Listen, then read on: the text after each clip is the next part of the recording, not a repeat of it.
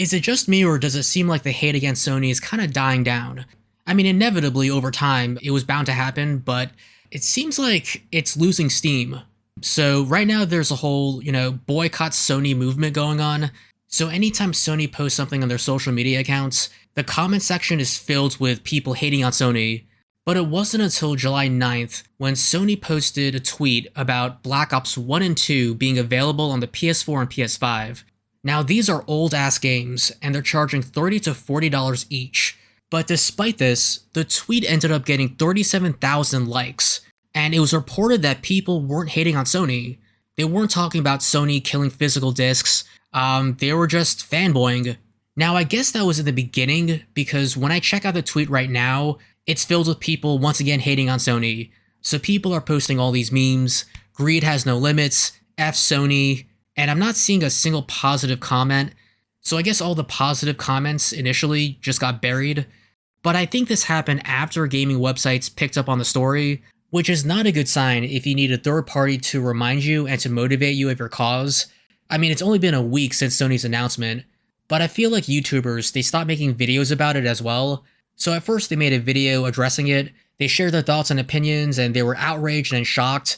But then the next video that they upload is something completely random and different, and it's as if they don't really care. I wish Sony wasn't killing physical discs. I'm a casual game collector, but I also play digital games, so I'm kind of in this weird spot. I very much value physical games, and I'm still in the screw you Sony camp, but at the same time, I have a bunch of digital games. A lot of them are free, Epic Games and Amazon, they offer free games every month, and a lot of those games are really good. But also, I got so many digital games on sale. Like literally, I got Sonic Mania and the Isaac Rebirth game for $1.50 each. $1 each. That is insane, and that's such a good deal. Even though you're just buying the license, you're definitely getting more than $1 worth of entertainment.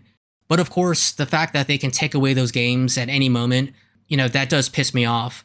So it's a love-hate relationship. You just kind of hope that your games aren't in the crosshairs and that it's not going to be removed from your library.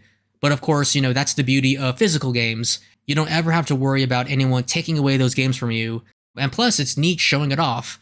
But, going back to, the boycott Sony movement, I do hope that gamers don't forget, there have been boycott movements in the past.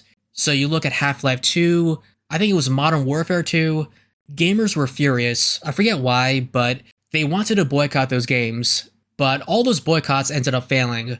Gamers either had a change of heart, they caved, or they just stopped caring.